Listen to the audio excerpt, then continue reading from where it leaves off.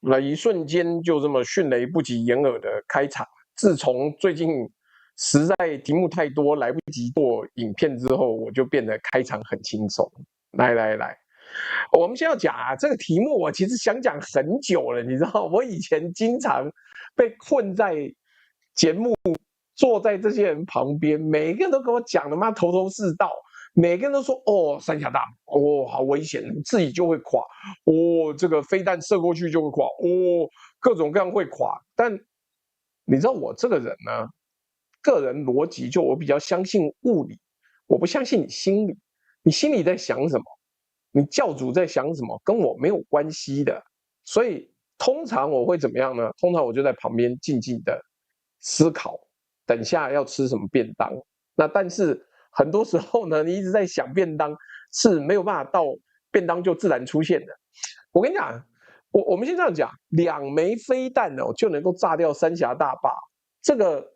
這個話，你只要是不管你是台灣的網友，或者是對岸的網友，你都會聽過。從政論節目到 PTT， 從立委質詢到鄉民留言，20年來他每隔幾年就復活一次，每次復活都讓人家聽完很爽，很解壓，覺得台灣也不是好惹的。我記得我有一次在那個關鍵時刻，我還講過，不知道誰他媽做了一個動畫，然後我們還在那邊解釋來解釋去。好，不管，我覺得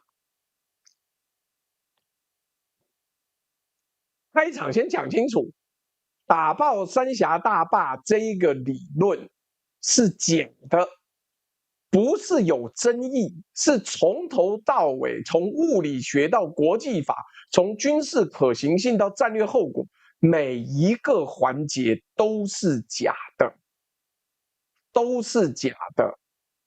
好，有網友一開始就開宗明義就說開通支付寶跟微信，太好了，既然你這樣說，我就開個5分鐘，不辣的皮條來。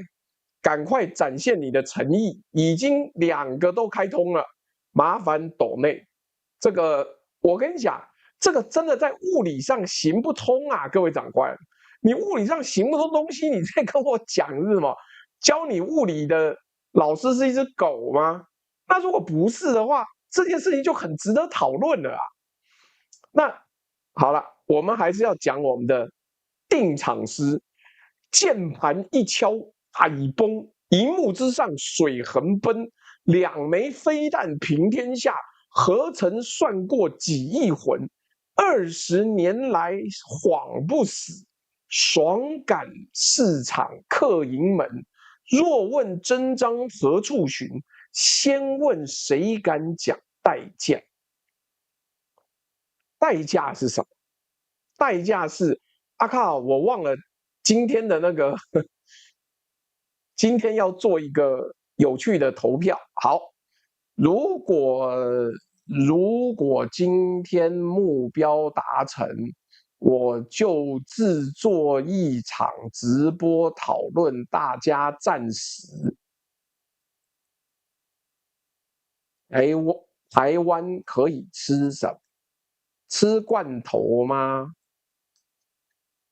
吃小三嗎？吃各種各樣的便利商店即食品，當然是不是哦，哈哈哈哈哈！好，各種平台都算。好啦，那就來一個小小抖內。好，講完之後我就開始討論啊，這個。龍龍九說，請支持超大支速供後速供單人阿爾巴老豬兵按讚分享加群熱推購買商品，也請問老豬祝福打氣。好，開了目標，開了目標，開了目標，開了。我先這樣講啦，今天開場詩都念過了，你就知道今天多麼開心，多麼開心是什麼？來。我是朱學恆，今天這一集我們要做的事情很簡單，猜一個流傳了20年的戰略謊言。哎，你不要問我保潔復出還有沒有三峽大壩，那他決定又不是我決定的。來，什麼謊言？叫做台灣的飛彈可以爆三峽大壩。你100%聽過這句話 ，PTT 上政論節目、YouTube 留言區裡面遇過。每次叫台海局勢一緊張，就有人問我們能怎麼辦，就有人跳出來說：“哎，怕什麼？2枚飛彈炸了三峽大壩，他自己就淹死了。”聽起來很爽，對不對？問題是，他從物理學這一切事件的最根本，他從物理學就錯了，他從軍事學也錯了，然後他從國際法上面還是錯的，然後就算你真的打穿了，在此特別強調，這個就算呢，他媽根本不會發生，然後我的 TikTok 又被停權啦，好，不能送禮物啦，那沒關係哦。Violet 說我要當第一名，好，謝謝你要當第一名。我跟你講，你就算真打穿，你他媽以現行的人類科技打不穿吶，後果是什麼？是你會把全世界在24小時之內把台灣從民主英雄台灣 can help 變成水壩恐怖分子。先問你們一個問題，你有沒有曾經在網絡上看到打三峽大壩這個說法的時候，覺得好像也有道理，勉強算有道理，有看到覺得好像也有道理的人打1，覺得一開始你就知道沒有道理的人請打2，好不好？這個就直接打下去就对了。那你一邊在討論區留言板回應，我一邊關掉這個支付寶跟微信，媽花花綠綠，看起來很討厭。來，所以呢，我們先這樣講，我們一步一步走，也許很合理，因為大家都在唬爛的時候，你覺得好像有道理。來，如果你覺得是1，不用不好意思，因為這不是你的問題，這是一整個生產線的問題，從政論節目到所謂的軍事專家，到媒體標題，到鄉民自嗨，整條流水線做了20年吶，不斷制造這個爽感炸彈。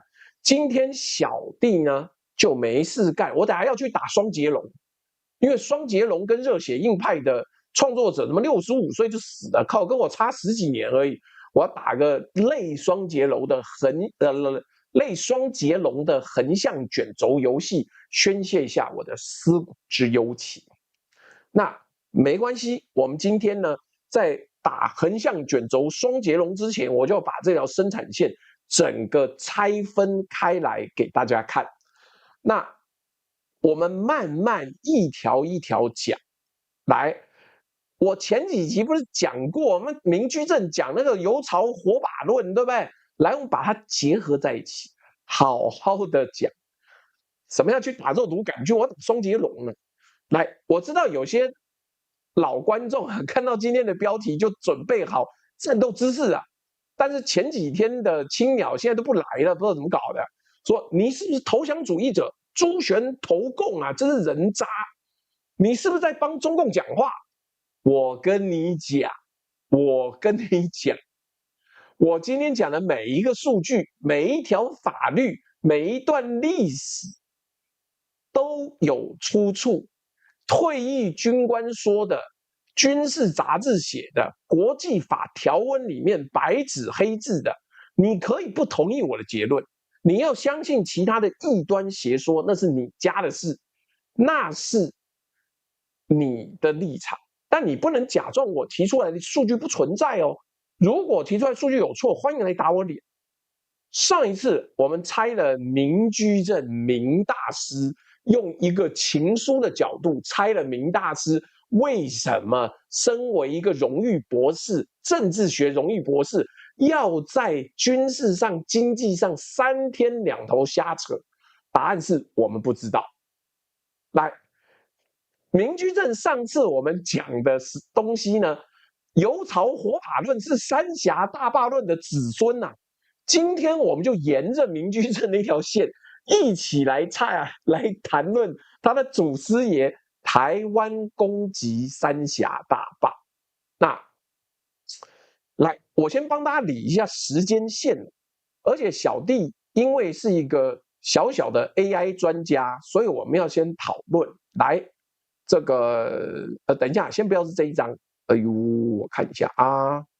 來，好，這是一個20年輪迴，容我小弟用一個比較小的臉跟大家講，同一個故事怎麼樣輪迴了20年呢？也就是當初在2002年的時候，小弟年方26、27歲吧，不知道哪一個智障大專兵把打爆三峽大廈放進三峽大壩，放進國軍電腦模擬演習，而那時候電腦呢，連跑模擬器都很爛，我不知道到底怎麼搞。來，你會發現一個很有趣的東西，每隔3到5年哦，打三峽大壩這個話題呢，就他媽跟僵屍一樣，它就是會復活。復活了之後，然後有很多人剛出生，剛來看，結果發現，哎，有這個新東西了不起，然後不需要有人刻意推動，它就像鬧鐘一樣準時跳出來。我們一路追回去，發現最早是2002年，那個時候是港台媒體報道，國軍用電腦模擬演習打三峽大壩，方案是什麼 ？F-16聯隊帶着小牛飛彈跟精靈炸彈去轟補體，地面部隊呢用雄風21巡弋飛彈打大區的防空網。雖然光講這個東西本身就很荒謬了，你他媽地面部隊要挺進到多裡面，才可以用雄風21巡弋飛彈打到那邊的紅旗9，這個我都不管了。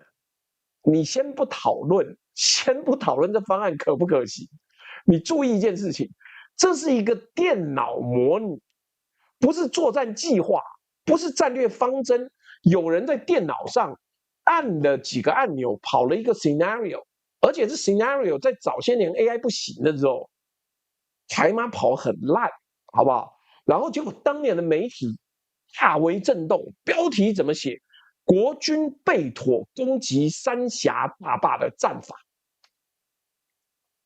你看這個東西，光是在描述上就他媽很扯。從有人在電腦上跑了一個模擬，多半還是大專兵，因為我國的這個部隊裡面的長官那麼極其之爛，我還有遇到逃官，全部隊要去抓一個逃官，因為他錢兜不起來。好，不管，然後到國軍備妥戰法，中間差了108000里，這沒關係，標題出去了，種子種下，整個人們的念頭就在想，我有一天，我從小到大的夢想就是能夠打三峽大壩，不管這個夢想多白痴，就他媽是個智障，他也覺得棒。好，來，2004年大爆炸來啦！美國國防部在年度中國軍力報告裡面寫了一段話，請注意，我們把原文翻譯念給各位聽啊。這個由於台北無法匹配北京部署進攻性系統的能力，攻擊大陸的倡議者顯然希望僅是對中國城市人口或高價值目標，例如三峽大壩，構成可信威脅，就能夠嚇阻中國的軍事脅迫。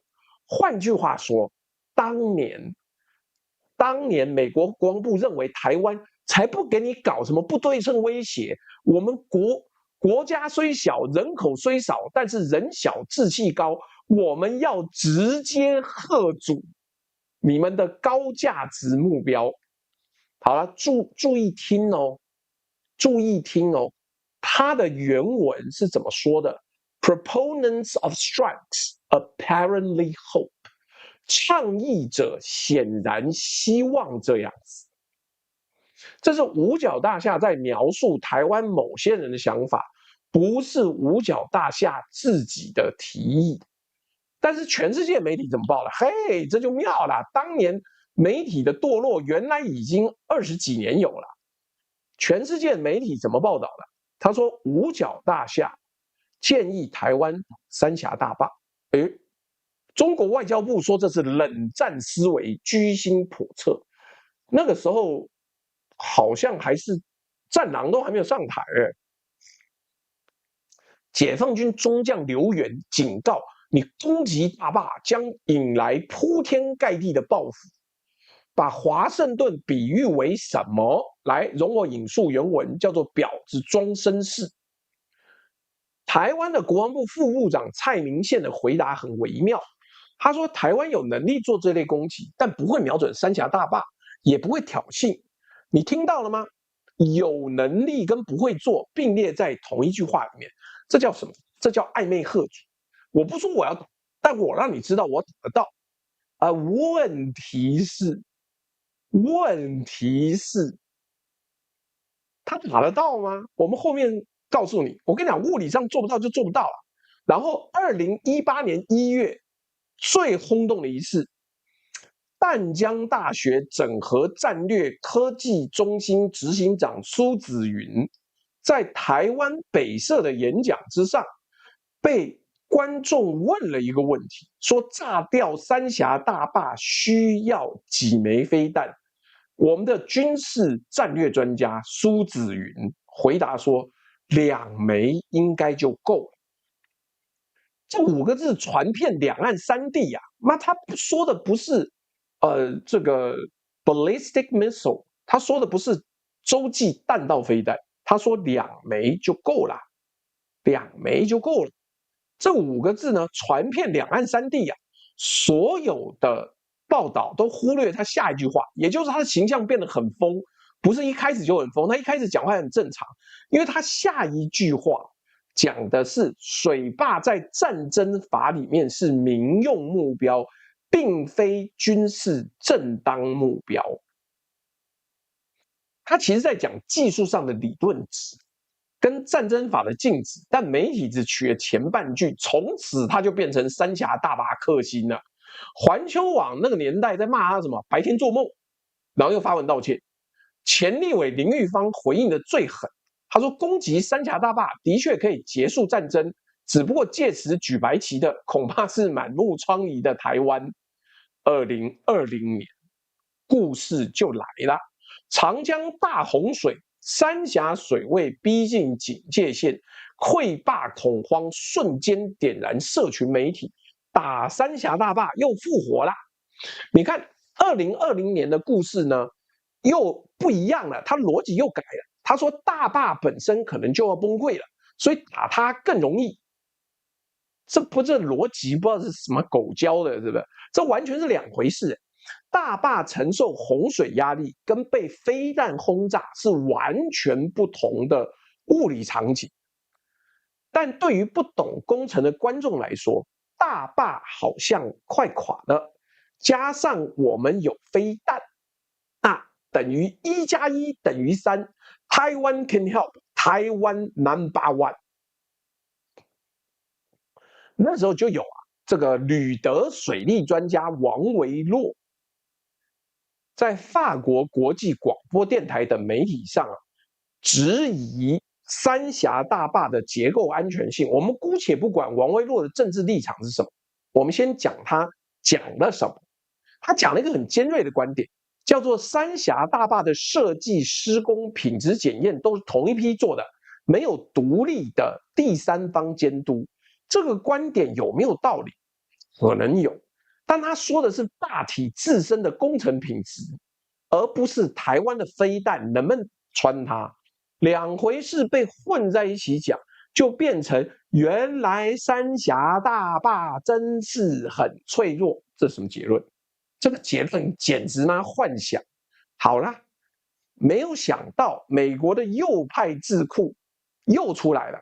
2022年 American Enterprise Institute， 這是一個美國右派的智庫，還在發文章推銷這個概念。張家敦，我們最熟悉的中國崩潰論，崩潰了20年崩不掉的張家敦又出來了。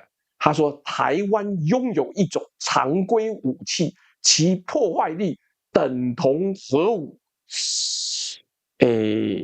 這個為什麼我不知道呢？是有外星黑科技？張家敦不但中國崩潰論不行，他的幻想能力也不太行啊。更早之前哦，美國傳統基金會，這也是右派哦。你看美國傳統基金會以前多麼瘋，研究員譚勝格說過，攻擊三峽絕對是一個好主意呀。海峽評論的作者直接罵他居心叵測、泯滅人性。一個外國人鼓吹別人去打水壩，淹死的中國人跟他有什麼關係？20年了，同一個故事換不同的人講，每次都有新觀眾，而且上一波的觀眾後來長大了不信了，但下一波的觀眾又生出來了。那好，如果有人要說，一直出來跟僵屍一樣一直復活，表示他有道理，不然為什麼一直有人講呢？我跟你講，平面地球論也一直有人講啊，有人講不代表有道理，代表是有市場，好不好？那這到底是什麼東西？張家敦再也沒有告訴我們，那個傳統武器跟核武一樣厲害的，除了他的嘴炮之外，到底是什麼？不知道。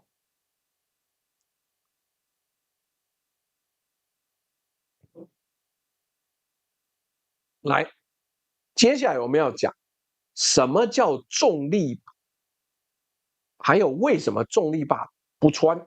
來，這是科普，就是本台小弟身為一個電機系畢業的工科生，我們很有機會跟大家聊一聊，這個可以討論的，這個是可以討論的，好不好？來，三峽大壩的基本數據是什麼？高185公尺，長2335公尺，也就是2.3公里長。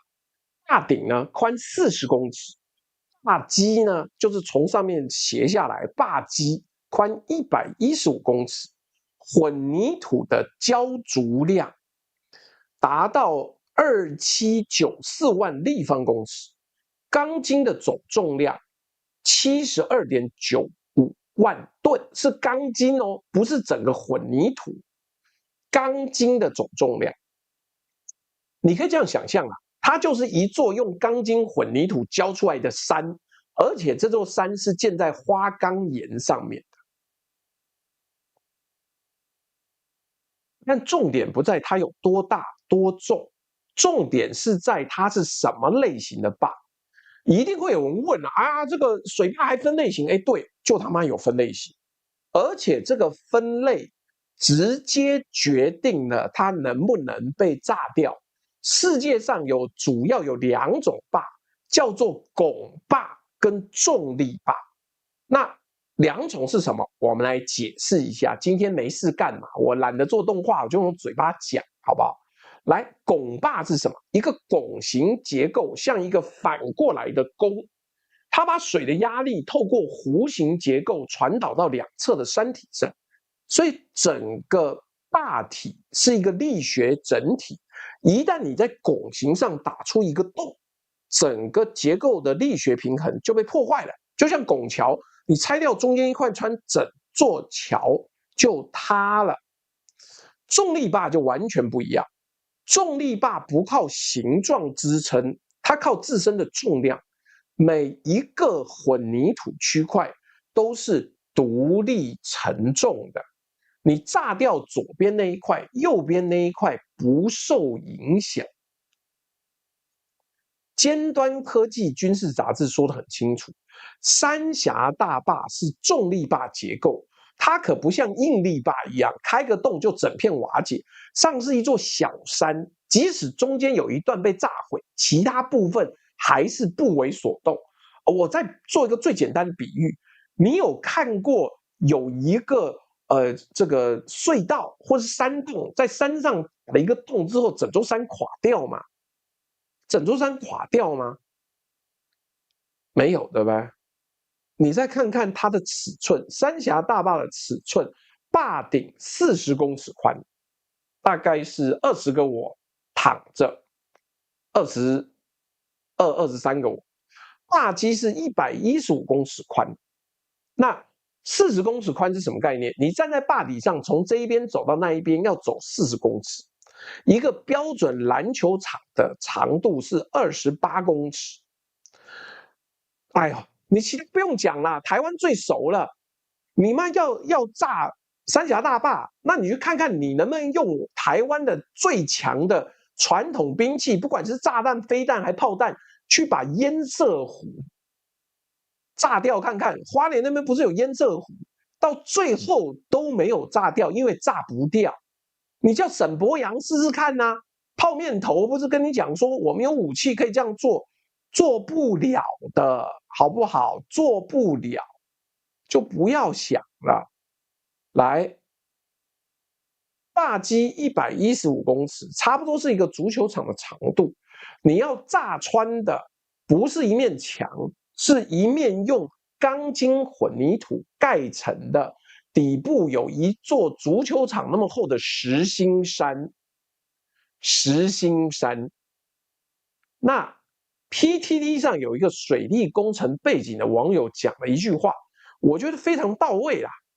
一般的大壩，特別是這種高壩，用波音747載炸彈去撞，大概都沒事，大概都沒事。而且我跟你講，我們年少無知的時候，真的很容易相信這些莫名其妙的東西。ZYX 說，以前我竟然會相信這樣的反智言論，真對以前我感到丟臉，因為他們講的很有信心啊，他們講的你手都不抖。剛庫馬要出去了，對不對？不要囉嗦，我正講的精彩，不准。你難免會被他嚇到，結果你現在人長大了，發現那堰塞湖用我們最強的武器都不敢去炸，因為炸不穿。你連堰塞湖都炸不穿，你要告訴我你可以炸掉三峽大壩？阿彌陀佛！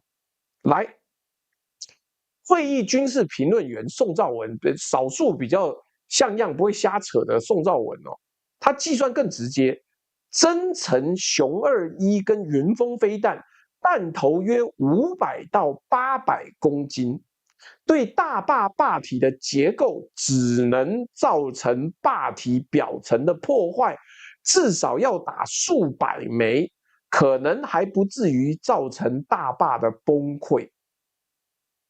數百枚呢？台灣有那麼多飛彈可以浪費在一個打不穿的目標上嗎？而中方聲稱的設計標準是抗小型核武攻擊、抗穿甲鑽地炸彈連續攻擊，然後我再告訴你壩區的防空部署。媽，大家每天在念說我要打三峽大壩，我要打三峽大壩。那個中央軍委難道就睡覺嗎？不是啊，中國大陸，而你要怎樣啦？來，呼馬你想死對不對？休想逃！各位，呼馬也表示，三峽大壩這故事實在太誇張了，我不要在這邊聽爸爸講，我要出去。呼馬，你說對嗎？啊，庫曼說對，好，他既然都說對，我們就放他走。好，接下來我們要講那個三峽保衛令的這個防空部署。好，好，放你走，放你走，放你走 ，Go Go Go Go Go Go Go， 去樓下幫我拿個冰淇淋，想也知道不可。好，來，2013年呢，中國大陸就頒布了三峽保衛令。在壩區建立了海陸空立體，加上從中央到地方的4級防衛體系，具體包括什麼？第一個，反彈道飛彈防禦系統 （ballistic missile） 跟 cruise missile 是不一樣的。彈道飛彈呢，基本上它進入大氣層大概就是6到7倍音速，你要攔得住。還有大氣層內立體攔截體系，軍用直升機常駐。巡邏艇呢，在壩區水面巡邏，裝甲車在地面部署，拆彈部隊隨時待命，怕有人恐怖分子帶一個這炸彈去裝嘛。然後壩區上空就是一個禁飛區，是不是連無人機都不能飛？這個我不知道，幾乎不存在無警戒的攻擊窗口，幾乎不存在。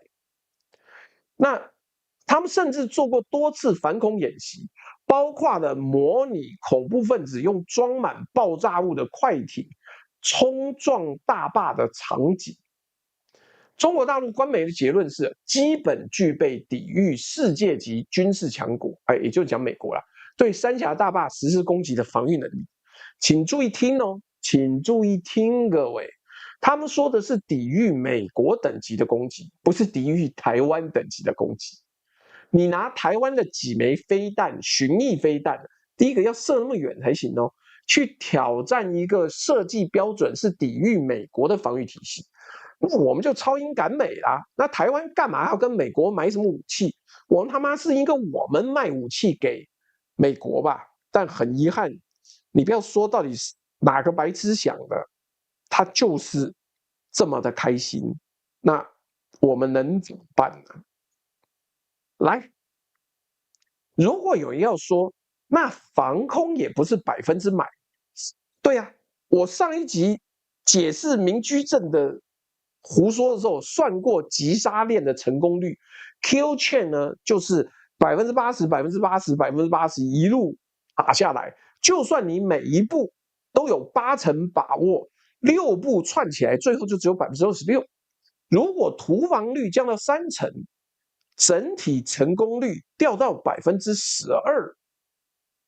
現在你面對的不只是標準的擊殺鏈，你還要穿越1000多公里的中國大陸的內陸防空網，然後你那枚成功飛到三峽的飛彈500公斤的彈頭，還要打在一座壩基115公尺寬的混凝土山上，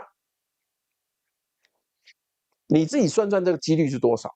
你現在知道這2枚就夠了，這句話有多離譜了吧？2枚裡面真能抵達的可能半枚不到。好了，我先講完物理上的打不穿，我再講一個你一定聽過的說法。來，說法要來了，各位請注意啊！三峽大壩自然崩潰論，這個東西呢，每年夏天汛期一到就出來跑一圈，跟打三峽一樣準時。打三峽可能每幾年一次，那汛期一到的自我崩潰論呢，是每年一次，叫年經。那這個打三峽大概是3到5年經。那2019年7月1號啊，有一位叫做冷山的海外華裔評論者在推特上傳了2張 Google 衛星圖對比，左邊那張大壩看起來正常，右邊那張壩體明顯扭曲變形，2張圖擺在一起，效果非常驚人。消息瞬間炸開，微信群瘋傳，推特瘋傳，三峽大壩已經變形了，即將崩潰。那這到底是怎麼搞的呢？這個我也不知道，反正它就崩潰了。那崩潰是怎麼說呢？我們等一下會再解釋。來，怎麼會有這種消息呢？三峽集團呢，隔天就出來闢謠了。流域樞紐管理局的主任專業曹毅說，大壩運行正常。Google 衛星圖不是衛星直接拍攝，它是拼起來的，是經過一系列演算法處理的。Google 地圖跟中國地圖的演算法不同，所以顯示出偏差。然後接着呢，中國航天集团呢就公布了自己的版本，高分6號，這裡的分不是考分的分啊，是高分析度，就是高解析度的6號衛星，高分6號拍的照片，大體筆直，毫無異狀。中國資源衛星應用中心的工程師解釋，遙感衛星呢，就遠距的 telemetry 的衛星呢，在成像時，受航天器就是空中的衛星的姿態、速度、地球曲率、地形起伏等等，沒有經過精確的後期處理，圖像就會扭曲。對了，分辨率 ratio， 因為台灣是叫解析度，我們不叫分辨率。那好，德國亞琛工業大學的水利工程專家飛岩博士也說，那些所謂的變形照片拍攝角度是斜角的，它是斜的，不是垂直空拍。在斜角拍攝的狀況下，你本來就沒有辦法精準判斷大壩的變形或位移狀況，因為角度不對嘛。所以啊，那好，有人一定要講了，哎呀，這個他說那就是中共的掩蓋嘛。來，我們公平講兩邊的事情，物理就是物理，沒有辦法偏心的。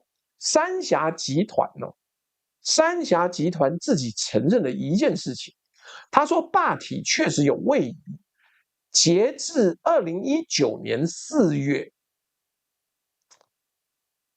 壩基累計垂直位移在1.45毫米到26.69毫米之間，壩頂上下游方向水平位移在-1.82毫米到28.70毫米之間，聽起來很嚇人，對不對？大壩位移了快3公分呀！哎呀，救命啊！等等，工程學博士飞檐博士的回應是：這個數字不值得一提。現代任何一座摩天大樓的變形程度都比這個要大得多。所有混凝土結構都會因為溫度跟水壓產生微量變形，冬季向下游位移，夏季向上游位移，這是重力壩標準的物理行為。另外一邊旅德水利專家，我們姑且就不要管他的政治立場是什麼，王維洛的觀點就比較悲觀。他認為呢，三峽大壩的施工品質有問題。他說，壩基下面的空穴比較多，混凝土澆築時溫度處理不當，長期會導致裂縫跟漏水。他甚至引用大陸混凝土專家劉崇熙的分析，稱三峽大壩呢，按照當時的設計跟用料，最多只能用50年。好啦，這個事情鋪陳了很久。然後就在我們做這一集的時候，2026年3月23號又出一條新聞吶，三峽建工集團一級諮詢陳文夫被查。陳文夫是什麼人？他是三峽工程的技術骨幹，3期主管大壩溫控工作。你先注意溫控這2個字呢，混凝土大壩就是澆灌的時候，因為混凝土凝結的時候會發熱，就跟你的石膏一樣。他最怕就是溫度處理不當產生裂縫啊，他就是負責這個的啦。後來他又主持了西洛渡水電站跟白鶴灘水電站的大壩建設。三峽集團官網2024年說他是白鶴灘大壩工程的總設計師跟執行者。接下來就妙了，這是真的新聞。中紀委通報說，涉嫌嚴重違紀違法，交給湖北省宜昌市監察委調查，這可是真新聞。中新網、新浪財經、光明網全部轉載了中紀委的通報。看起來這人真有問題。但精彩的來了，大紀元。就是那個大紀元，立刻把這條新聞跟三峽大壩的安全問題綁在一起。標題大概是三峽集團專家被查，壩還能撐多久？然後搬出了清華教授黃萬里當年反對建壩的預言，搬出了江澤民力推三峽大壩的政治角力，搬出了搜狐網一篇三峽大壩建成有多不容易，它還能撐多久的文章，最後得出結論：三峽大壩遲早要完。雅庫某說，首次遇到直播，小抖感謝資訊傳遞。然後Maylen Snake 說，朱大忘了掛二維碼，我討厭一直掛的很像嘛狗皮膏藥，好吧？我等一下講完再掛。來，所以來感受一下這個邏輯鏈，這個大紀元獨有的宇宙異次元邏輯鏈。一個工程師被查貪腐，所以他蓋的壩有問題，所以三峽大壩快垮了，所以黃萬里的預言是對的，所以江澤民要負責，所以中共快完了。你有沒有覺得這個邏輯結構很眼熟。對啊，這就是大紀元的標準作業流程。任何一條中國的負面新聞，不管是什麼領域，水壩工程、航天事故、地方官員落馬，最後都可以在5個邏輯跳躍之內連到中共即將崩潰。我不是說陳文夫沒問題啊，中紀委都立案調查了，我想多半逃不掉了。顯然有問題。三峽集團的貪腐也確實嚴重。2014年，前董事長曹廣金被免職，2022年落馬，2024年被判無期徒刑，涉案金額2.16億人民幣。審計署的報告也顯示，三峽集團在招標、財務、工程管理上問題重重，但工程師貪腐跟大壩結構即將崩潰之間，隔了好幾個太平洋啊！你家裝修的工人可能偷工減料，但不代表你家明天就會倒。而且這裡有一個更深層的諷刺，我們先這樣講，你蓋三峽大壩不是蓋世界7大奇觀呢，你的目的本來就是有朝一日它的壽命就會到，那你不是想要蓋一個金字塔一樣給幾千年之後後人看？這裡有一個更深層的諷刺啊。大紀元一邊說三峽大壩快垮了，中共快完了，另外一邊台灣某些人說我們的飛彈可以打垮三峽大壩，一個說他不用打就會垮，一個說要用飛彈去打，兩邊講的都是三峽大壩會崩，但原因完全不一樣，結論也完全不一樣，唯一的共同點是兩邊都在消費這座壩，但是你們之前可不可以先彼此討論一下，串個夠嘛？好了，你問我怎麼看呢？你問我怎麼看？老實說，我不是水利工程師，我是電機系的，我沒有資格判斷王維洛跟三峽集團誰說的對。但我可以告訴你一件很經典的事情：三峽大壩就算有品質問題，跟台灣的飛彈能不能穿它是兩個完全不同的命題。你不能夠把大壩可能自己有工程缺陷，等同於所以我的飛彈可以穿它，一座橋可能年久失修而倒塌，但這不代表你拿一把榔頭就能夠敲倒它。而且更重要的是，就算三峽大壩真的有品質問題，那是對岸自己的問題啊！你去幫他打壞，性質完全不一樣。他的壩自己出問題，那是天災人禍；你去炸他，這是戰爭罪。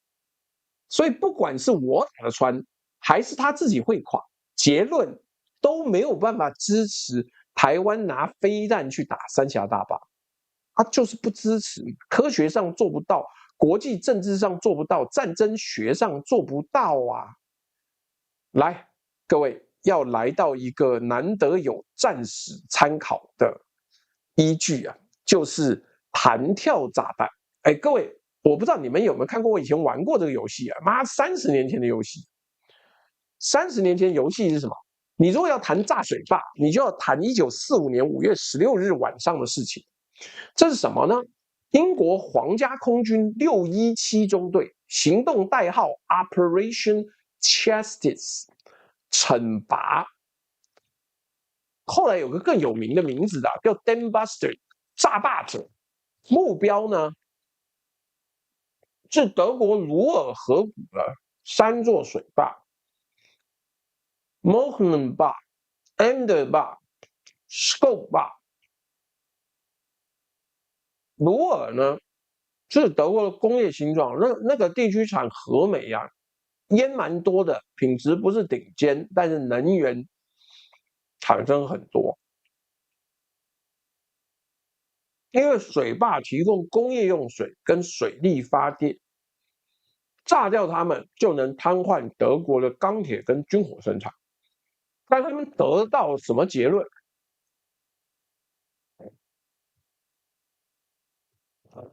用普通炸彈炸水壩是沒有用的。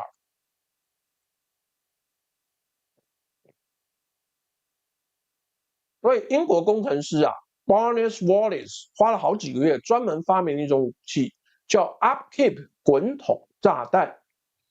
這個炸彈呢，長得像是一個大滾筒，重量大概是2950公斤，是台灣雄21飛彈彈頭重量的6倍，6倍。它的設計原理非常精巧，從60英尺高度投下，投彈前炸彈已經在向後旋轉，碰到水面之後，它會像打水漂一樣在水面上彈跳，一路彈到壩牆前面，然後殘餘的旋轉力呢，讓它沿着壩面滾到水下15公尺的位置引爆。為什麼要在水下引爆？因為水壓會放大爆炸的衝擊力，直接打壩體表面呢，你的炸彈只是在空氣中爆炸，在水下爆炸，你的水會把衝擊波完整傳達到壩體結構上。聽到了嗎？英國人不是拿普通炸彈去炸，他們為了炸一座水壩，專門發明了一種全新的武器系統。那個 Door Pro 說：“背景文字大小調整還算不錯，我在電腦熒幕裡面看算蠻清楚的。手機清不清楚我就不知道了，我盡量。好來，結果呢，19架 Lancaster 重型轟炸機出發，8架被擊落，42%的飛機損失。133名機組人員，53人陣亡，40%的陣亡率。Mohnam 壩呢被炸開了76公尺的缺口，76公尺寬，3.3億噸呢水傾瀉而下，下游至少1650人死亡，其中超過1000人是蘇聯戰俘和強制勞工。Eder 壩也被炸開來，但問題是呢，怎麼 Scope 壩嘞 ？Scope 壩到底怎麼樣了？這個事情就有點妙了。那為什麼有點妙呢？因為接下來我們就要討論了。Soapit 對不起 ，Soapit 壩，Soapit 壩是土石壩，不是古壩。彈跳炸彈對它的結構無效，只有造成輕微的損傷。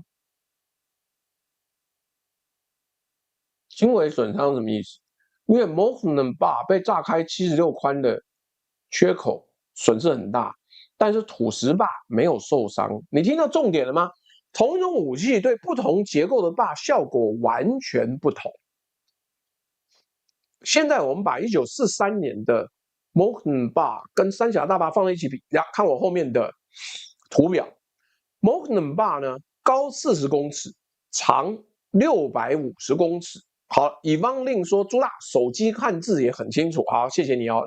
但你不用一直看吶，基本上我們節目跟廣播有點像，聽我講之後，你一邊跑步也就可以一邊講，只有在我說要看圖片的時候再看就好了。那 Mohnam 壩呢，高40公尺，長650公尺，炸開它需要特制的2950公斤滾筒炸彈在水下引爆。三峽大壩呢，高185公尺。長2335公尺，壩基寬115公尺，而且它是重力壩，每個區塊獨立承重，這個規模差了一個數量級以上，而且三峽大壩的結構類型更有利於抗打擊。台灣沒有任何類似彈跳炸彈的特種武器，沒有哦，不好意思，沒有哦。三峽壩區的防空密度又遠超過1943年的魯爾河谷。還有一個細節，德國人在幾個月之內就把被炸開的壩修好的，動員了3萬名工人。所以真正炸過水壩的人告訴你的教訓是，它很難炸，代價很高，效果有限，對方修得很快。我再補充一個非常重要的技術細節 ，Barnes Wallis 在發明彈跳炸彈之前，花了好幾個月在自家後院的浴缸裡面用彈珠做實驗。他需要搞清楚炸彈以什麼角度、什麼速度、什麼旋轉方向投入水中，才能讓它精準的彈跳到壩面，然後沿着壩面下沉到正確的深度引爆。這不是嗎？青鳥想象中的那種朝大壩丟一顆炸彈完任務結束，這是一套完整的武器系統工程，從炸彈的形狀設計到轟炸機的彈倉改裝，到飛行高度跟速度的精確控制，到投彈時機的計算，他們甚至發明了一種特殊的測距裝置，在轟炸機上面裝2盞聚光燈，調整到當飛機在正好60英尺高度的時候，2道光束会在水面交匯成一個點，飛行員看到光點合一就知道高度對了。我以前30年前玩過一個遊戲，整個遊戲就只有炸壩而已，從練習到實際出任務，靠，我們就玩這個遊戲，就玩這個過程，可以玩個幾十年吶。那也不是幾十年了，幾十個小時有。紫金說斗內發票中了200元，特來回饋。好，謝謝你的回饋。這個 Carry 也謝謝你抖了一個玫瑰。子祥說沒意外，打三峽大壩這個鬼故事是我國中的時候，當時我信，哈哈。我記得還說要用熊2還熊3，一發命中。Natasha 說三峽大壩我還沒去玩過，不准炸。Violet 說我要當第1名，算是第1名。好，所以你聽到了嗎？為了炸一座40公尺高的水壩，英國最聰明的工程師花了將近1年的時間開發專用武器，然後派出當時最精銳的飛行員，在月光下低空飛行橫越歐洲，最後付出40%的死亡率。而台灣呢，沒有專用的反壩武器，沒有水下引爆技術，彈頭重量不到英國炸彈的1/4，你帶着一枚500公斤的巡弋飛彈打在一座壩基寬度是 Morecambe 壩3倍，高度是它4倍的重力壩表面上，結果就是壩體表面多了一個彈坑，就這樣。而且我要提醒各位一件事情啊，各位，我說過的青鳥都不讀書，他媽就在網絡上瞎扯，會用網絡簡直跟你把 AK-47給一群猴子一樣的危險。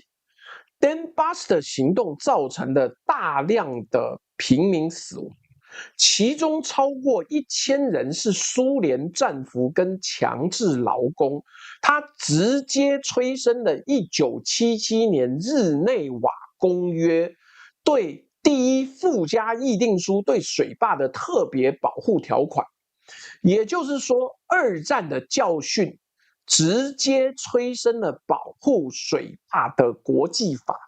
而現在台灣人某些人掛在嘴邊想做的事情，就是要回到1943年之前的野蠻狀態，違反各國的國際法，讓台灣變成千夫所指。有多蠢？就是這麼蠢。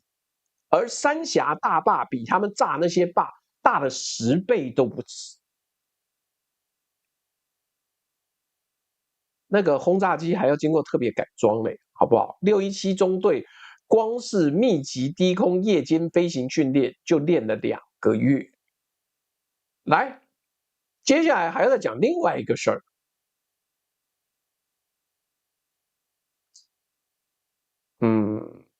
好，這張圖好，這個也是我這個很努力做出來的事兒，難得我現在有這個數字可以給各位做參考啊。來，我們退1萬步，都不講了。我們暫時不管壩打不打得穿，我先問一個更基本的問題。台灣的飛彈飛得到三峽大壩嗎？台北到三峽大壩直線距離是1200到1700公里。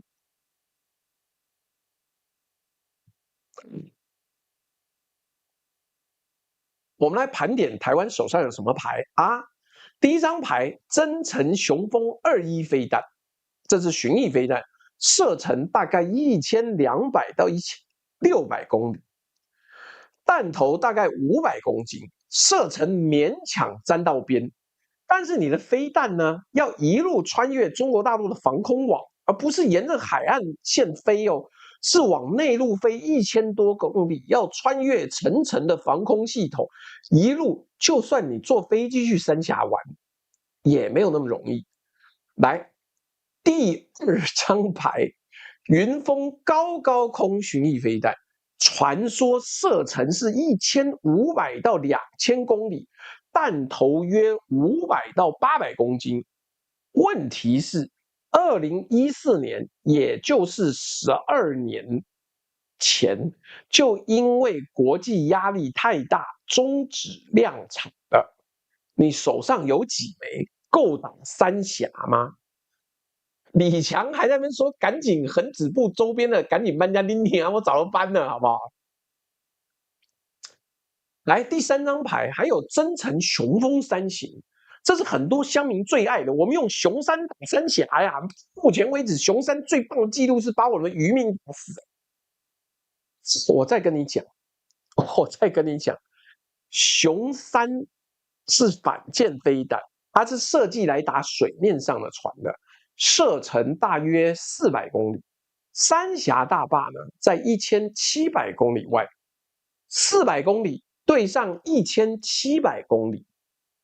我連算都不用算，那到底你數學是誰教的啦 ？F-16V 作戰半徑只有550公里，作戰半徑就不足，除非你單程飛，你飛1100公里然後沒油了。增程雄三飛彈是反艦飛彈，炸藥攜帶量不夠，也只有400公里射程。你3個加在一起，大概。於北辰會講的3顆飛彈加在一起，大概可以射1200公里。那問題是數字是這樣算嗎？不是吧？好了，我們剛剛講的軍事專家宋兆文把話講得更直白，增程雄三的射程根本不夠，增程雄三的體積重約2噸半，沒有任何戰機能夠掛載，所以換句話說，它一直是陸基發射。既然沒有戰機能掛載，根本不可能對三峽飛彈做任何攻擊。所謂的軍事專家呢，連雄三是哪種飛彈都搞不清楚，就胡說八道，譁眾取寵。F-16呢，來台灣買的目前到的數量很有限的 F-16V， 作戰半徑是550公里，三峽大壩在1200公里之外。第一個，你要是單程飛行，也就是你的油料只夠你飛1100公里左右，而三峽大壩在1200公里之外，你一路上不能開後燃器，不能在空中跟人家纏鬥，要就這麼專心死的飛，也差100公里。那而且你中間要飛越中國大陸腹地的嚴密防空網，那不是出任務，那是自殺。Grotty 說 F-16可以加油，是不是？好啊，我問你是要到哪裡加油 ？F-16飛到飛到哪裡？飛到上海，95加滿，然後再起飛，然後再往前飛。我問你，你媽就告訴我，你的加油機要怎麼飛到中共內陸，幫你的 F-16加油？還是你的加油一直說戰管中心跟 F-16V 的飛行員說加油，這樣就夠了嗎？你在幹嘛？是不是？你在做夢？是不是？笑死！來，你還要飛越中國大陸腹地的嚴密防空網，那不是出任務，那是自殺呀！那是自殺呀！而且即使你用 F-16，你帶什麼炸彈去 ？F-16能載的是小牛飛彈 Maverick。精靈炸彈 GBU 不知道多少48了，這些東西的彈頭重量跟巡弋飛彈都差不多，對重力壩一樣，只能搔癢癢啊，只能造成表面損傷。你看我們這邊很經典的就是我常在直播的時候會不經意的注意到，這邊有個叫 H123的，大概有一些偏執方面的心理疾病。他說只有台灣一個敵人嗎？那我就問你。你他媽在這個世界上有哪一個武器科技在你那幼小的腦袋裡面知道可以炸穿三峽大壩的？歡迎貼出來，哪一種你就說，你說了嘛哈，那炸得穿就算你厲害，炸不穿那就外星人嘍。中共得罪了外星人，導致外星人來三峽大壩特別攻擊呀，開不開心？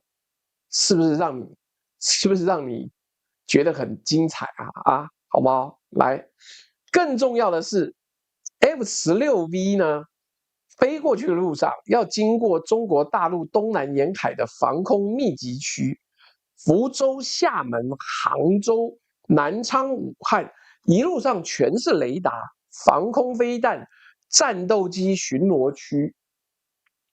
2004年啊，那個早些年那場政論節目的來賓就已經算過了 ，F-16V 呢從台灣起飛，沿途要經過大量比三峽大壩更有軍事價值的目標，武漢、福州的軍事設施。哎，拜託，福州那個飛機場起飛還可以打到台灣呢，你炸它很合理啊。他媽，你一定要飛三峽大壩就對了，你連飛到三峽大壩的機會都不大，還要精準轟炸。還要炸好幾枚，這一定是在做夢。台北時報呢，在2004年刊登過一篇退役軍官的分析文章，他算了一筆很簡單的賬 ：F-16V 戰機勉強能飛到三峽大壩的距離，但要燃燒大量燃油在低空飛行躲避雷達，因為低空的那個聲速跟空氣密度不夠。沒有辦法，輕輕鬆鬆的滑翔，所以返程根本沒有足夠的油。對啊，秦明說當年3個防空飛彈營就打下 U2 了，那個是薩姆2型，全世界也沒有多少。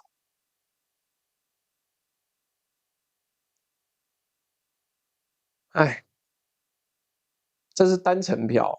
所以有人要說，那我們以後發展更強的飛彈不就好了？我問你2個更重要的問題。第一個，你手上的飛彈數量有限，台灣不是美國，你沒有幾千枚巡弋飛彈可以揮霍，每一枚打向三峽大壩的飛彈，就算射程夠，就算飛得到，就是一枚沒有打向正在渡海的解放軍艦隊。正在起飛的戰機，正在運作的指揮中心，每多一枚，這邊就少一枚。那你把最珍貴的武器扔向1700公里外，你一個打不穿的目標，而不是用它來阻止正在踏上你灘頭的敵人，你在做夢是吧？你到底在想什麼？趕快醒醒吧！第二個問題，你有沒有想過？你飛彈的數量可能連打數百枚才有機會造成潰壩這個門檻都達不到。宋兆文說的是數百枚啊，台灣的巡弋飛彈總庫存，你認為有多少？這是機密，對不對？但我可以告訴你，絕對不是數千枚的量級。你把全部的庫存都打光，可能都不夠哦。然後你的防衛作戰要用什麼？用石頭嗎？宋兆文講了一句很重要的話：國軍防衛作戰計劃中對大陸的反擊是以共軍 C4ISR 這個指揮鏈體系跟偵察鏈體系，火箭軍軍用機場、港口、攻台特遣艦隊為目標，從未將三峽大壩列為攻擊目標，從未，因為真正懂打仗的人不會把寶貴的彈藥浪費在這種地方，有病是不是？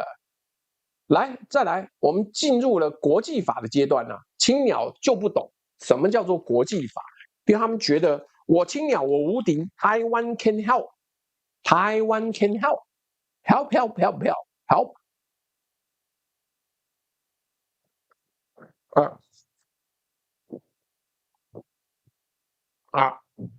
好啊，我們前面講了打不穿飛不到，現在假設你什麼都突破了，飛彈射程夠，彈頭夠重，防空網全部穿透，你飛機上載了一個超神秘的外星人科技武器，竟然真的把壩體炸出一個洞了。然後呢？然後什麼意思？我先告訴你一件事啊，攻擊水壩在國際法上是戰爭罪。1977年日內瓦公約第一附加議定書第56條原文是這樣寫：含有危險力量的工程跟裝置及水壩、堤防跟核電站，即使它們構成軍事目標，也不得成為攻擊對象。如果這種攻擊可能導致危險力量的釋放，從而在平民居民中造成研究損失，不行就是不行。你聽清楚了，即使它是軍事目標，也不能打。而且根據第85條，違反第56條議定書屬於嚴重違約行為，也就是戰爭罪。這不是道德呼籲，這是有法律後果的罪行。2023年烏克蘭的新卡霍夫卡大壩 Nova Kakhovka Dam 在俄烏戰爭中被毀，全球法律界包括了 Lawfare 西點軍校利伯研究所立刻啟動了詳細的國際人道法分析。結論攻擊水壩的法律門檻很高，違反就構成戰爭罪，違反就構成戰爭罪。這不是理論這是2023年已經發生過的事情。整個國際社會，從聯合國到國際刑事法院，都在盯着看，都在做記錄，都在準備追究責任。而且你要注意一個非常重要的細節：新卡霍夫卡大壩被毀的時候，責任歸屬到現在還有爭議。俄羅斯說是烏克蘭幹，烏克蘭說是俄羅斯幹，雙方都不敢承認是自己做的。為什麼？因為兩邊都知道，認了就是認了一個戰爭罪。你台灣要主動攻擊三峽大壩，你連推給別人的空間都沒有，全世界都知道是你幹的。好啦，我知道很多青鳥跟各位呢會討論的。戰爭哪有在管法律的？有因為法律不是只管你的行為，它管你盟友的行為。美國支不支持你，不是看你打得多勇敢，是看你的行動有沒有超出美國願意承擔的法律跟政治風險框架。如果美國看到台灣主動攻擊民用水壩，造成數十萬平民死亡，美國面對的問題不是要不要幫台灣，而是要不要跟一個涉嫌戰爭罪的政府切割。你從民主防衛者變成水壩恐怖分子，只需要一枚飛彈鋸，而實際上一枚還炸不開。前立委林玉芳講了一句話，我覺得是這整個話題裡面難得清群的一句：除了恐怖組織，應該沒有任何國家會愚蠢的把敵人的大水壩或是核能電廠當作戰爭目標。來，還沒完，故事還沒講完，雖然就快了。有人知道我現在直播多久了？這個請留言跟我講一下。那如果這個還不是很久的話，我可能再想想辦法。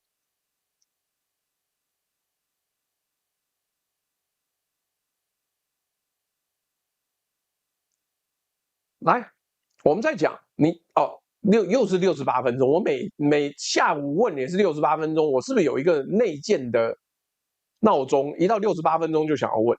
來，這一章呢，你要非常認真的聽。我接下來要講炸完三峽，然後嘞，因為前面都在講你打不到，你打不穿，你打了犯法。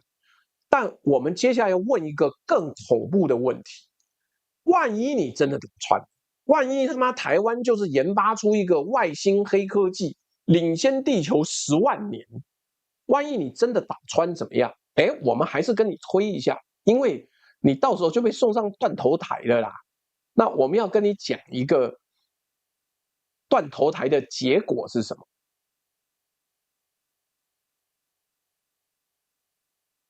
三峽大壩後面蓄了多少水？393億立方公尺。人口呢，沿線壩下50公里就是宜昌市。等等的，壩下不是那個竹峪裡面那個壩下，就是三峽大壩的下面50公里就是宜昌市，人口大約500万。根據中國大陸自己的潰壩模擬，這不是台灣做的，這是他們自己做的，因為就是要模擬。壩崩之後30分鐘，高20公尺、時速70公里的洪水會衝到宜昌，下游的葛洲壩水力樞紐同時會被衝垮，宜昌整座城市會沉入水下20公尺。哎，你知道光是竹峪搞一個那個泄洪淹壩下，就被大家罵說你是不是想要幫花園口會堤來辯解？這個還得了？這個很要命的，好不好？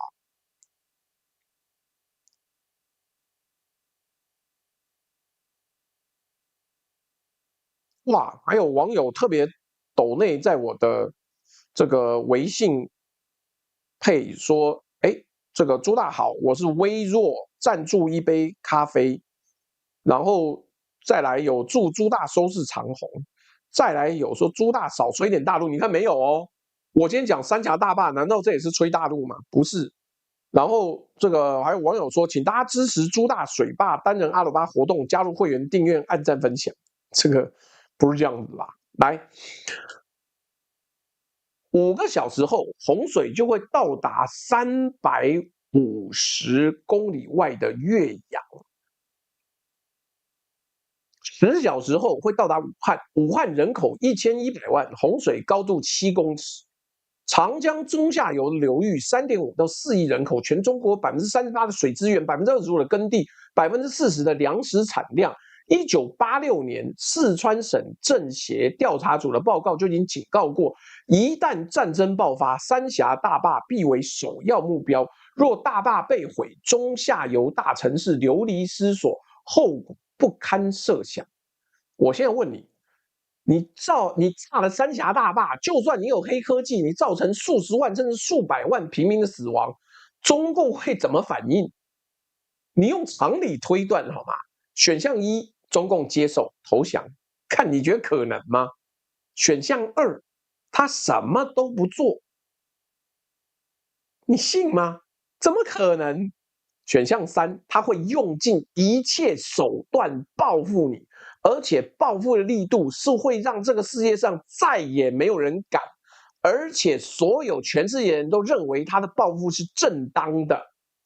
答案是選項3，因為會提出這種愚蠢提案的青鳥，幫中共政權做了一件他自己做不到的事情。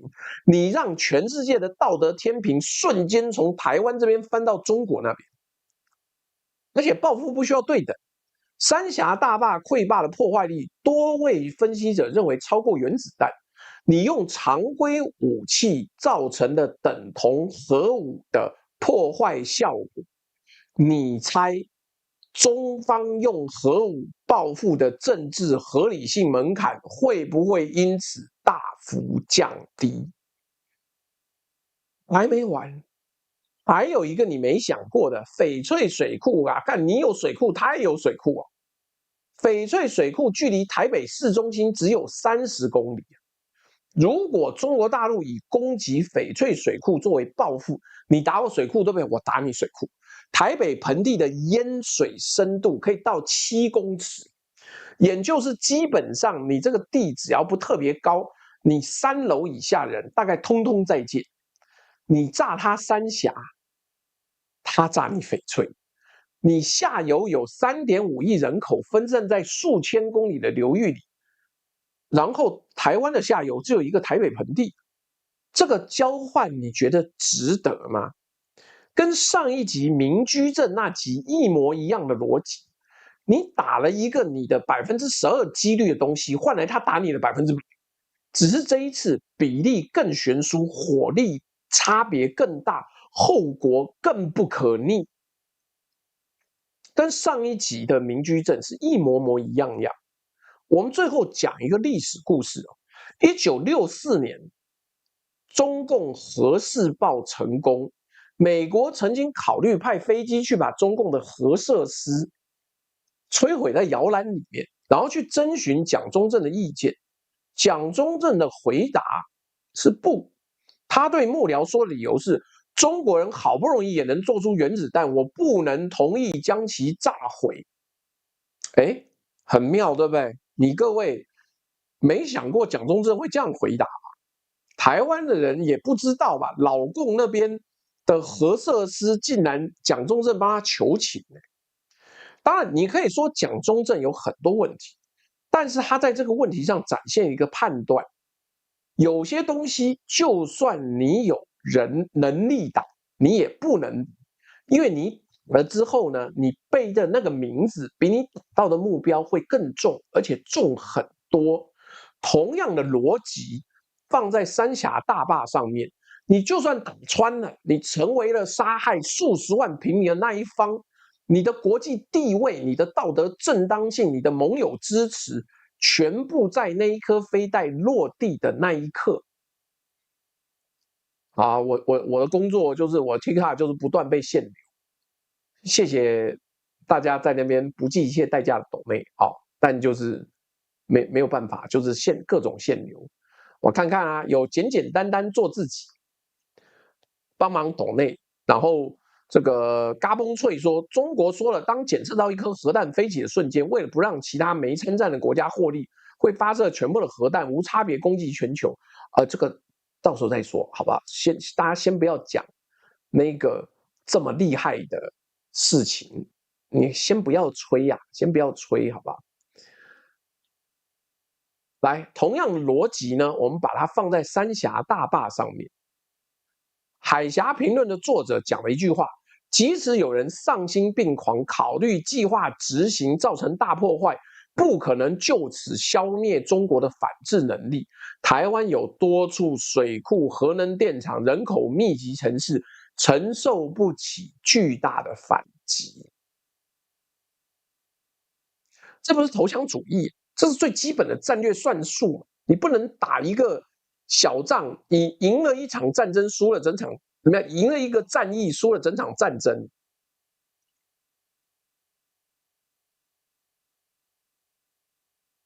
來，這是最後面了，最後面，好吧？為什麼這個謠言殺不死？為什麼這個謠言就跟僵屍一樣，3天2頭就會復活一次？我們從歷史、物理、戰史、軍事、法律、後果每一個角度來看，打爆三峽大壩都是不可行、不合法、自殺式的。但我問你，你覺得明天開始會不會還有人繼續講這個話？會啊，100%會啊，因為這不是一個軍事計劃，它是一個情緒消費品。來，我們看看這個賈斯汀邦說：“感謝朱大的闢謠科普，當年年少輕狂的我也相信這個說法。看來洪都拉斯白蝦是用三峽大壩的水養殖的。” Bruce Wang 說：“來晚了，前面課還沒補。如果已經討論過，那就忽略。我這有2個想定可以說一說。第一個，台灣是不是可以派間諜去炸水壩，這樣可以繞開防空力量？就假設可以帶一個足夠當量的炸彈進入大陸。”這個難度過高，因為你小型核彈都炸不動了，那你要能帶一個核融合的氫彈，它還沒有小型化，除非這個人很厲害，力氣很大。戰爭罪的問題是，如果在武統過程中，台灣當局就已經覺得大勢已去，當時的領導人有足夠勇氣，就在破島之前下令炸壩，然後他就自殺了，這樣是不是就沒有戰爭罪？這個前提也要在科技做得到才行，但是你科技做不到，你就自殺，這個感覺是很北爛。你想自殺就自殺嘛，不要多做那麼多事情，好不好？你想自殺之前還可以好好吃頓飯，就這樣子的。這個 Dylan Hamilton 說，兩邊的歷史完全不一樣。等等，來 Dylan Hamilton 講這個東西，我來後續的查一下，因為我跟你講，有的時候歷史這事兒呢，就是隨人顧性命啊。那到底是怎麼樣？我們來看看啊，像譬如說我在另外一邊，還有網友說，哎，中共已經講過了，只要有任何國家射核彈過來，我們就發射所有的核武器。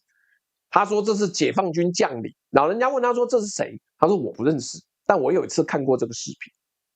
那所以我們就來看看到底是怎麼樣啊，好不好？這個非戰術核彈過去而不被發現更難吧？哎，是。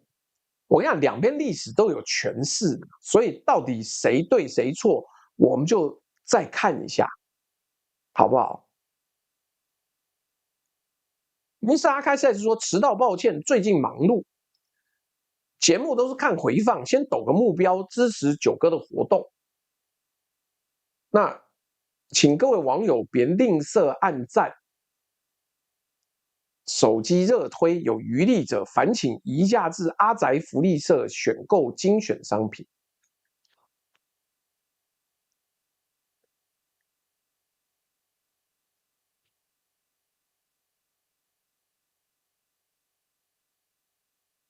好了，妙了！我跟你講，各位，我引述的是《海峽評論》的另外一篇文章，第163期，那個作者這樣寫，結果在隔壁是美國解密檔案的記錄，直接矛盾，沒辦法了。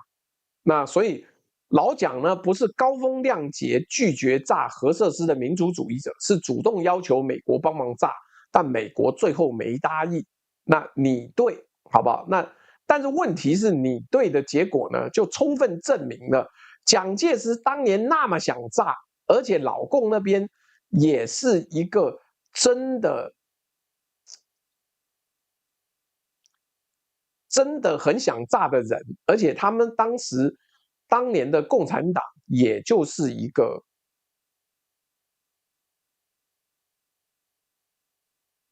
好吧，海峽評論講錯了，這個也沒辦法，所以就這樣子，我們就來稍稍的更正這件事兒，好吧？那到時候希望不要再出錯，謝謝你 Dylan Hamilton， 那我們就不逼你抖內了。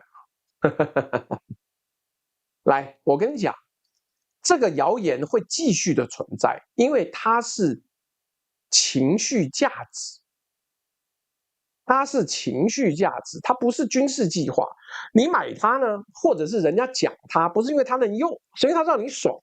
它跟明居正的一箭斷絕是同一條生產線的產品，它跟美國一定會來是同一個商場裡的商品，它跟中共會崩潰了擺在同一個貨架上面。Dylan Hamilton 說該抖還是要抖，好了，抖一抖。那這條生產線的商業邏輯非常簡單。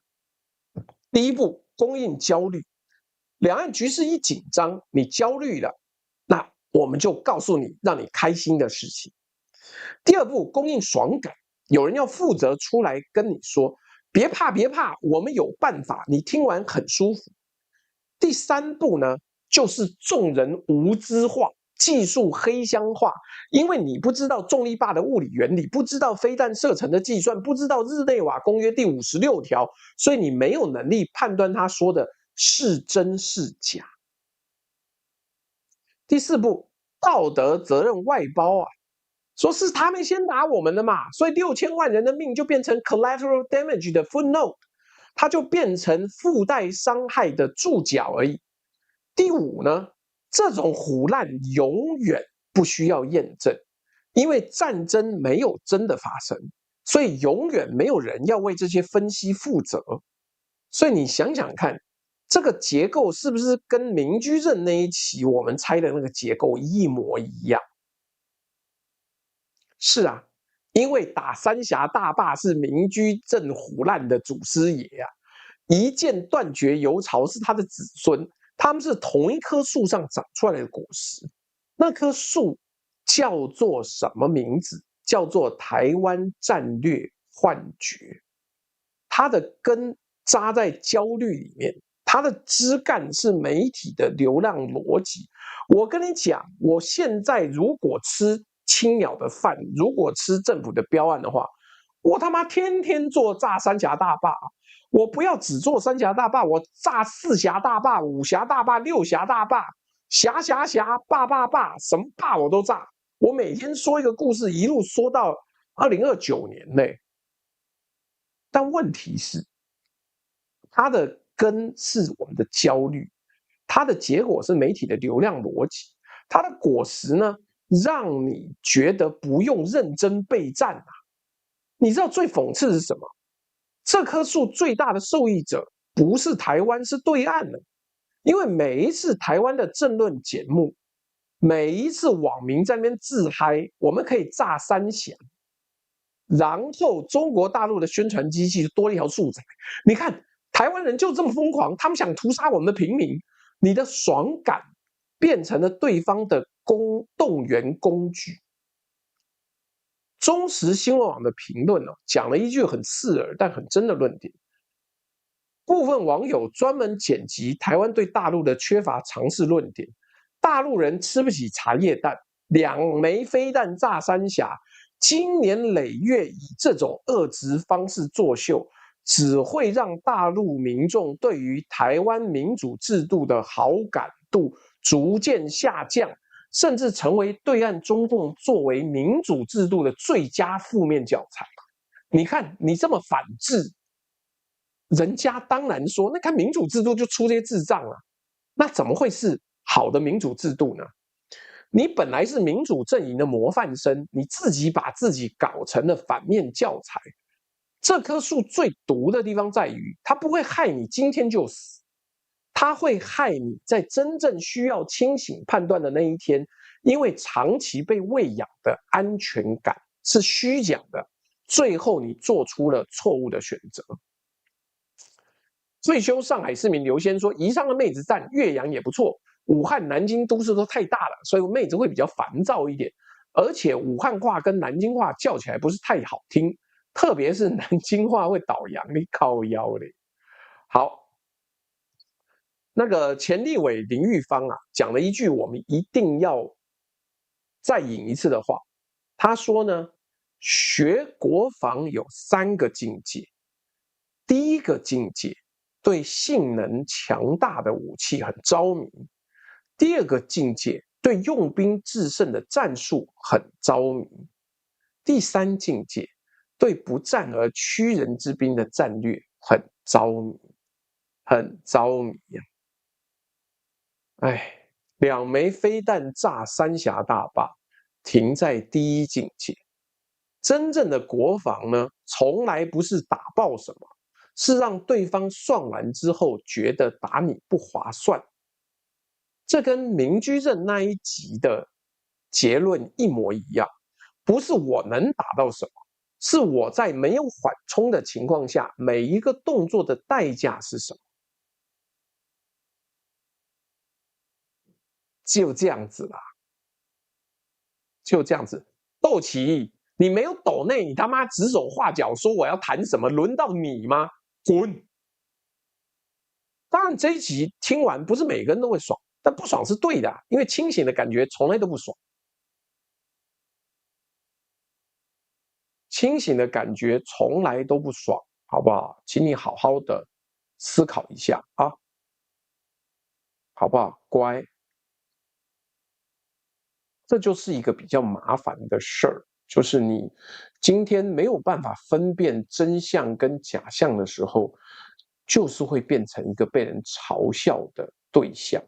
那這怎麼說呢？就是沒有辦法，就是這樣。那你今天要怎麼思考這件事情？哎，順帶一提啊，我下午的時候做了一場直播，講的是荷姆茲海峽其實沒有被封鎖這件事情。那如果各位對股市、對於能源的價格有興趣的話，有空可以去看一看，我覺得還不錯。同樣的，我們明天就會開始瘋狂祭出我們的這個30組的這個罐頭，還有一大堆的蜂蜜等等等等等等。那請各位有機會多下單哦，好不好？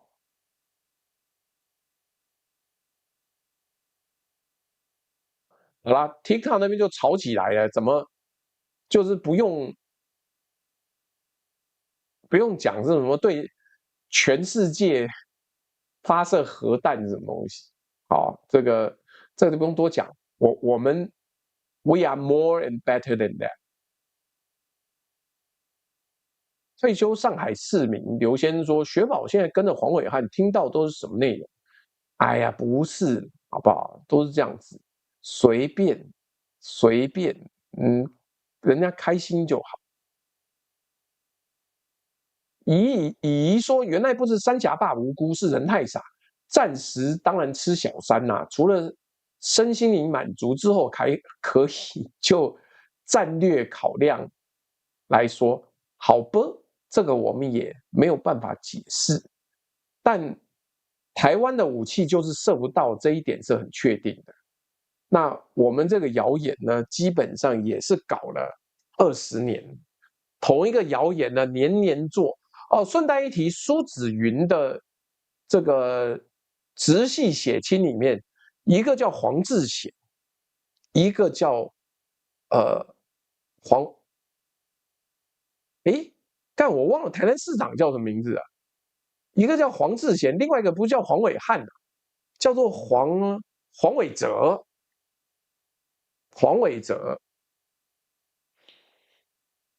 对，黃偉哲。來，李李 Coco 2010有一種說法，鄭南榕被當時的自己人逼到不得不自焚，好像是李敖說的。董哥也是這樣講，董哥也是這樣講。好啦，就是這樣子。我們還是要強調的，你不是一個戰略爽感，不能夠低能到這種程度，就是我愛怎麼爽就怎麼爽。我沒有緩衝情況下，我每一個動作代價是什麼？這個意思就是，我今天如果夠瘋的話，我連自己人都殺，害怕了吧？我真是害怕，馬上就嚇到。這個要怎麼做呢？真心不知道要怎麼做。那你能怎麼講？我不知道啊。為什麼會有人相信？我也不知道。而且年年會出來一次，出來的時候呢，你就不知道到底怎麼樣。退休上海市民劉先生說，我們比較關注妹子的身心健康，雪寶聽這麼多瞎話需要排毒。而且我的意思是說，黃暐瀚現在都這麼靠政府了，去找一些青鳥來坐在後面啊，幹嘛拖累一般人？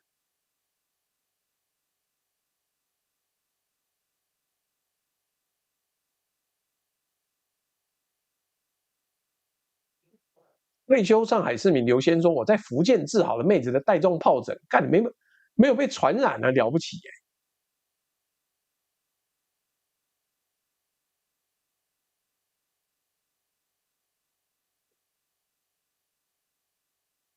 哦，還有網友說跟着郭正亮看過幾期下班，但現在郭正亮也不去。最近郭正亮臉到底好了沒啊？我每天都是各種苦口婆心在勸，但是郭正亮每次死不鳥，就這個樣子。這個我真心覺得很奇怪，這又不缺錢，幹嘛一定要這樣搞呢？那個是真的很容易變嚴重的，好不好？那所以今日斗內的那個目標也沒達成，我看看其他的地方好不好？想起來了，最後好像照慣例要上個支付寶跟微信，所以各位剛剛到現在的內容，你們聽了覺得不錯的話，麻煩打個賞，不用多，1塊不嫌少，1000不嫌多，總之就是讓開開心心大家可以聊一聊，就跟老爺太太們給一個賞金，這個什麼什麼華，謝謝你的抖內。那所以嘛，這就跟說書一樣啊，小弟現在已經變成一個說書專家了，好不好？那怎麼講呢？就是我說書我開心，那我開心呢，你也開心，你開心就打個賞，就這樣子。亮哥針灸加電療加口香糖，要1-2禮拜啊，這個有好一些，是不是？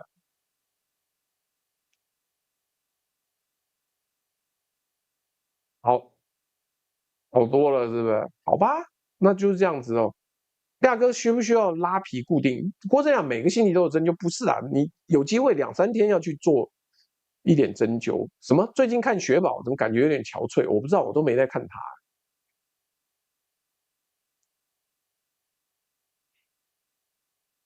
好啦好啦，所以各位，今日沃說很讚，不過目標稍微貴一點，奈米斗買記憶體賺1倍。老漢只是要生活，姿勢雖然醜。蔡英文時代在政府的對立面，以前都貼緊阿扁老馬，現在要加入權力組，當然要加猛藥。好了，這個也是沒辦法的事兒。我懶得，我們就笑一笑而已，好不好？賺錢嘛，哪有不寒磣的呢？那如果不寒磣，那他愛怎麼賺，那就是他家的事，我們不要管，好不好？宋世英說朱大烏案戰，好，沒問題。但是大家可不可以不要每個人見到就跟我講說要勸郭正亮去治？我是跟他講過很多次，他就不要，他就講說我現在已經 OK 了，已經好了，感覺他刀槍不入的樣子。那你說我怎麼辦呢？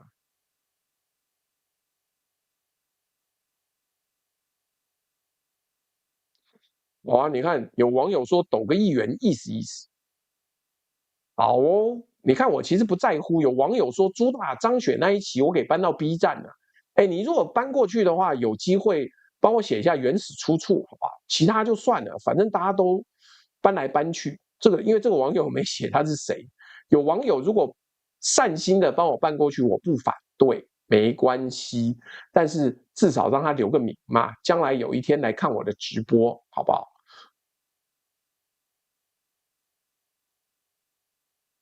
因為還沒有人說嘴沒這麼歪了，老驥伏櫪，這2天好一點了。Dylan Hamilton 說支付寶抖了一發，比什麼配之類的好用多了。哎呀，幹隨便的，有得弄就弄。萬華鏡 Kira， 為什麼有這麼宅的稱呼？怎麼可能的？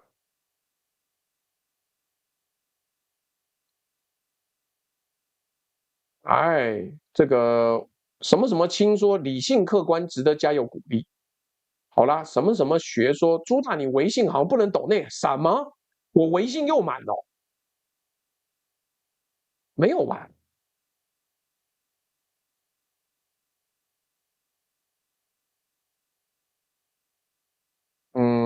先不管，不重要哦，不重要。Kimi 我說支持朱大說書，朱大現在節目也不窄，幹這樣還不窄哦？我打要去打電動，你還要怎樣？你要怎樣？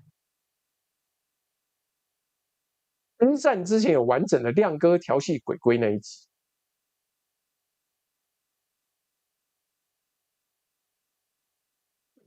這個我順便講一個有趣的話題，不要說有趣，就是面癱其實有一個問題是你有些字會發不出來。你不要以為，我跟你講，你想想看，你有一天如果嘴被蜜蜂啄，被叮了，有些這個放屁，沒辦法這樣講啊，你要害家好姑這樣，你嘴唇是沒有辦法。網友抖內跟我講的嘛，網友抖內跟我講說，我怎麼知道？網友抖內跟我說的啊。Dylan Hamilton 說，朱大你再努力一下，在抖音就可以開直播了。我看到你抖音粉絲在增長哦。今天中午館長在油管直播，有人轉播到抖音去，居然幾分鐘就來了上萬人看，還收了好幾萬禮物。我看這麼了不起，不是死都華，這個是中風，但是因為他面癱也是肌肉神經麻痹的關係，所以他有一陣子有些字不能罵，尤其以郭正亮的習慣來講，譬如放屁罵不了啊。所以但是現在好多了，現在好多，就跟你对啦，你跟牙科的时候麻醉是一樣的，好不好？所以就不要挑剔了。那好啦，今日就是這個樣子，希望郭正亮早日康復。Ulen 說朱大謝謝你辛苦你了，不會，這個亮哥感冒然後腫脹壓迫到眼面時，你什麼腫脹啊？我還會有打電話直播嗎？最近在打一些復古遊戲，因為雙截龍跟熱血硬派的那個制作人死了，所以呢就這樣。然後通北街黑絲交流協會說我看過了，評論區沒人臭老豬，但我講的很好，好不好？林萊恩，謝謝你的抖內，怎麼現在最後這麼晚才上來？好了，今天的這個神秘的直播輪迴呢，就這樣。但是很妙的是，各平台抖內加一加，竟然破了今天定的標準。媽，謝謝大家在微信跟各種抖內，也是很開心的，好不好？來，這個什麼什麼強，但是沒有留言。好了。這個李強哦，就李強啊，支付寶抖了，手抖沒白嫖。各位，1塊不嫌少，100不嫌多，1000恰恰好，都這樣子。川普說今晚文明要消亡，我一邊打電動一邊看。好啦好啦，跟大家說拜拜了，好不好？拜拜拜拜拜拜拜拜拜拜。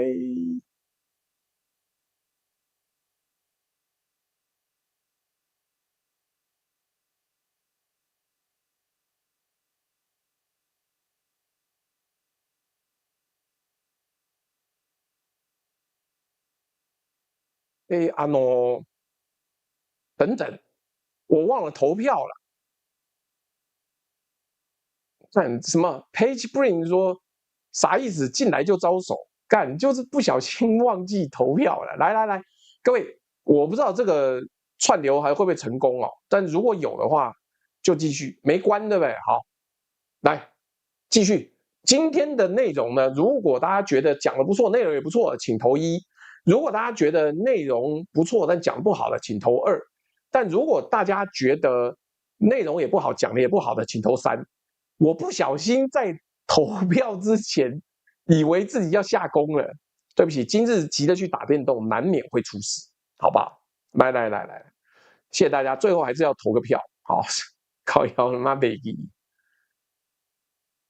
來，謝謝大家，我目前看到都是還蠻開心的。Page Bring 說你太晚進來了，媽幹，我這7點半就開始直播了，你進來我還一直在那邊播，是不是？李景浩說小董，謝謝景浩兄。前面有人在問那個職涯的事情，可惜景浩兄那時候還沒下班。但我們上次說我們對網友都很好，上次訂那個水果的時候，看到是景浩兄，我們特別再幫他多加了幾個水果，也算是不錯，開心。Page Bring 說：“我閉着眼投算了啊，你就回去看前面的嘛，直播有時候沒趕上啊，不然怎麼辦？”好了，謝謝大家，這下我終於可以說拜拜了，拜拜拜拜拜拜拜拜拜拜拜啦啦啦啦啦，拜拜拜拜拜拜拜拜拜。拜拜拜拜拜拜拜拜拜拜拜拜拜拜拜拜。